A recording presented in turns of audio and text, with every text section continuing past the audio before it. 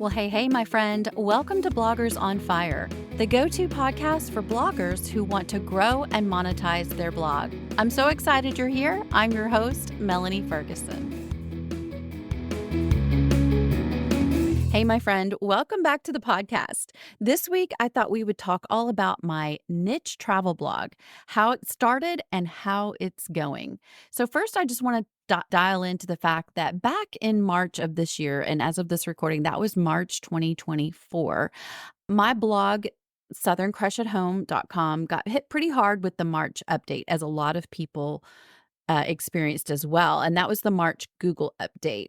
And so I was scrambling, trying to figure out what are some ways I can pivot? What are some ways I can stay in this blogging game and make it work for me? Because this is something that I truly enjoy and I want to make work so that for the long haul, I can keep blogging for a living. So I was looking at my categories over on my blog and I noticed one that kind of wasn't 100% in my main niche.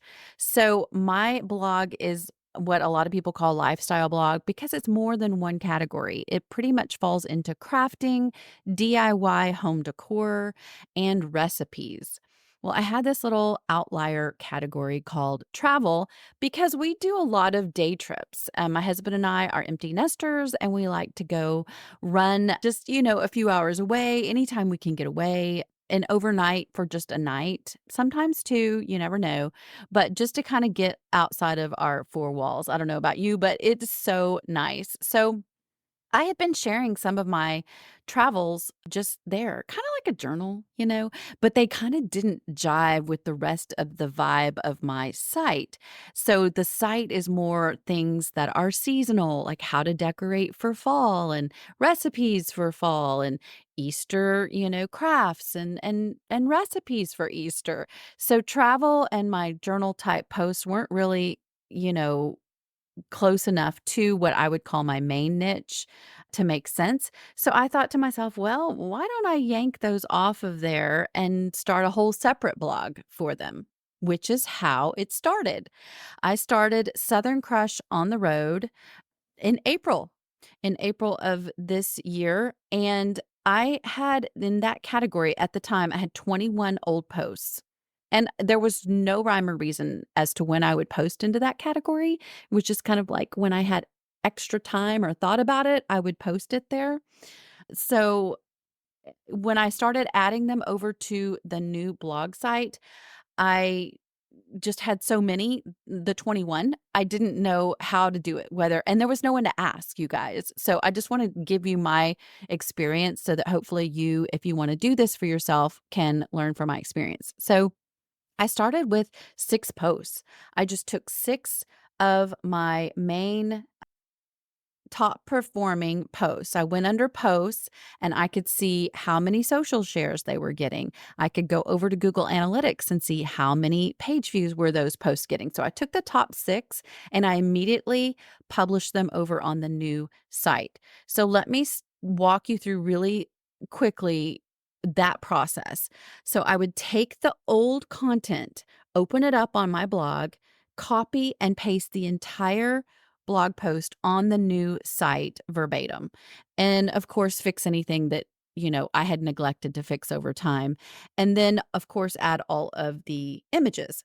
Then I would go back to the old post and switch that post over to a draft. And this is all pretty simultaneous, like within an hour of each other. I didn't wait overnight to have the duplicate content on there. I went ahead, changed it to draft, and then I took a little plugin called redirection. And I will link that here in the show notes. But redirection is a wonderful little tool that you can add for a short time to redirect content over to the new source.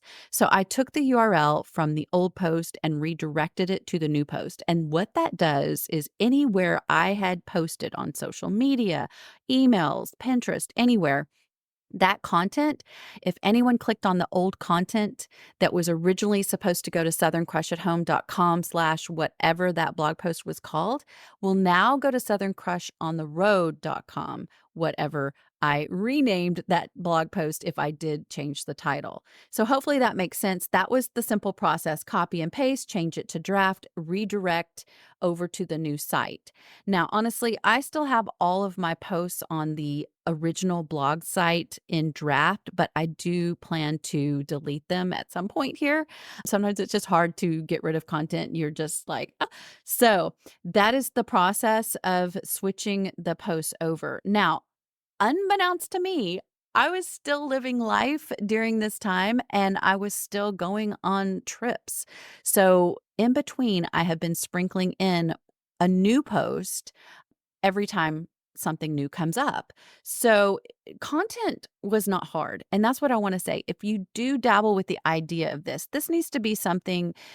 For me personally, a second blog is a whole 'nother baby. That's like going from having an only child to multiple children, and it was like, "Oh, wow, now I'm working on another whole site."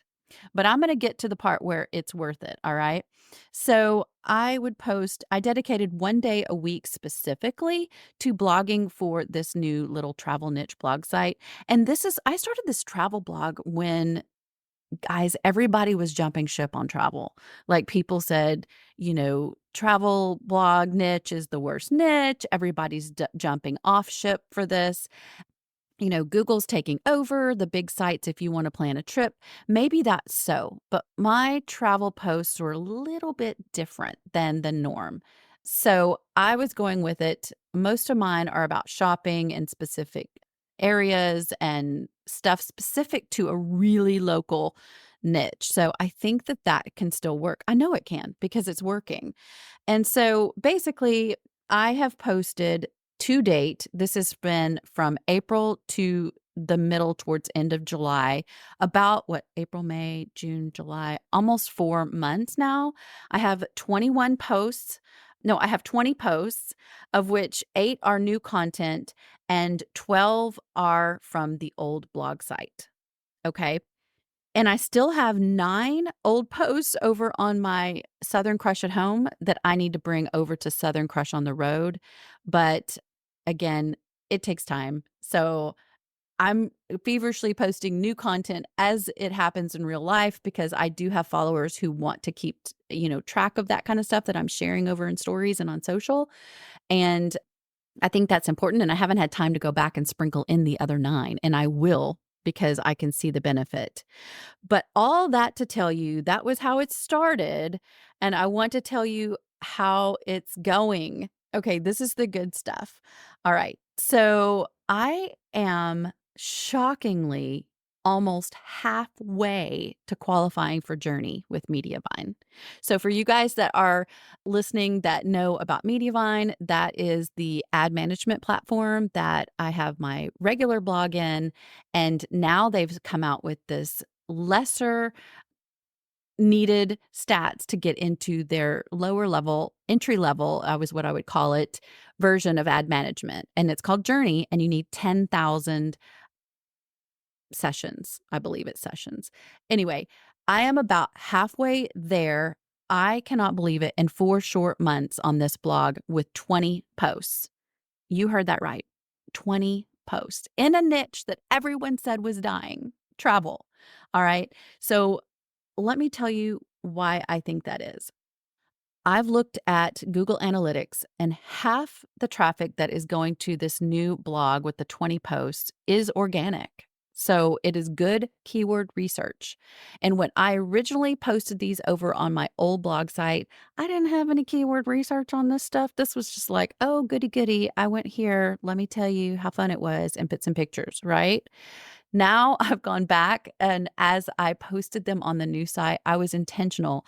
I literally went back and said, "Okay, where did I go? Okay, let me see if there's any keywords that would fit with that." So keyword research and half the traffic coming from organic search has been huge. And then the other half of the traffic, and this is the kicker for those of you who are thinking about this, has come from intentional direct traffic. So ones that I have shared in my email list. I send out a couple emails every single week, and in one of them it's kind of a roundup, and I always say what I did that weekend before, and if it's a blog, a travel blog, I share the blog and they all hit over there and go check it out, right? And then social. So I'll share up in stories. Hey, this trip was so much fun. Read all about it here. Or I'll make a reel about some of the footage when I went on the trip and how fun it was, and people click from there. So half of it is from my efforts directly, and the other half is organic from Google. And I want to add this little caveat. 2 weeks ago, as of this recording, I started a dedicated Pinterest separate from my regular Pinterest just for this blog. I have been pinning, honestly, just like once a week over there. I started with a couple of boards. These boards, I feel like I have nothing to lose on this Pinterest account, right? Because this blog is already getting traffic on its own. I just know the power of Pinterest and how hot it is right now and how much they are favoring fresh content right now that I was like, I have got to start pinning over there these blog posts. So I am doing a board for each blog post. You heard me right. A board for each blog post. So you might be thinking, Melanie, what the heck are you doing that for? Well, it's just a new strategy I'm trying out and it's kind of working. And so I'm not worried about if I pin the same URL multiple times a day. I'm literally taking the blog post, creating a board, kind of reworking the title as the blog post, and then I'm pinning every image in the blog post to that board with different descriptions, different titles, different tagged words, but the same URL and different images, of course. And it's working. It's doing great. That Pinterest account is growing. It's like at 1.6 thousand monthly page views because it is only been there 2 weeks. I mean, it's got like 5 followers. It's really tiny, and it doesn't even show up yet on my Google Analytics. I can't wait to report back when I do have some solid numbers to share, but it doesn't even show up on my Google Analytics yet. But I know that it is sending traffic to that new site already. So I'm excited about that. So if you're thinking about doing something like this, taking a category off your main site and breaking it away into its own niche blog site, I want to encourage you. It needs to be something that you enjoy. So what I thought to myself was, you know what? Hey, Melanie, you're going to these places anyway. You're gonna go places. One of them is like a bridal shower I did in East Texas with my niece. So I did the blog post about East Texas and the historical home that they had it in, things like that. And I keyworded it for like tea time and luncheon, bridal luncheon, things like that. Y'all, it's just a mess, but it's working. And on the way to the bridal luncheon, we stopped at this blueberry farm. That's just the kind of the things that we do. And so I did a separate post for that same weekend all about the blueberry farm. And my husband loves to golf, so he goes and golfs in interesting places. So and these are just kind of within an hour of where we live, so I'll do a blog post about that. So it's just I'm going to these places anyway. And honestly, my selfish thing that I'm doing it for is because it serves as a documentation or a journal for my kiddos. It shows kind of where we've been, what we did. You know, your parents are active and look at all the fun things we did. You should, to encourage them to live their life to the fullest. As weirdo as that might sound, that is kind of one of my biggest reasons I wanted to document all of these things that we do because and then the last thing is just because they're fun. It is so much fun to go somewhere fun. If it is not every single week, we go somewhere at least a couple times a month, and it's fun to just document it and to take pictures and make it, a whole trip of it. Yesterday, we went to a small town. It's about an hour away from here. It doesn't have anything big about the town, but we were picking up an item from Facebook Marketplace for a DIY project I'm going to do over on my other blog site. And I was like, before we left, I thought, I wonder if I could make this a blog post. Yes, please. So we stopped at a fun place for lunch, two food places. I documented a historical home that was right in the area, and then a fun little boutique that we stopped in. And I would not have stopped at these places otherwise, but I'm so glad that I did because it's fun content. And it's just a great way to create something fun that I'm hoping to get monetized ASAP. So if you've ever thought about doing something like this, I just want to encourage you to do that. And if you need help and you want to know how to even start a blog, I did create a resource for you.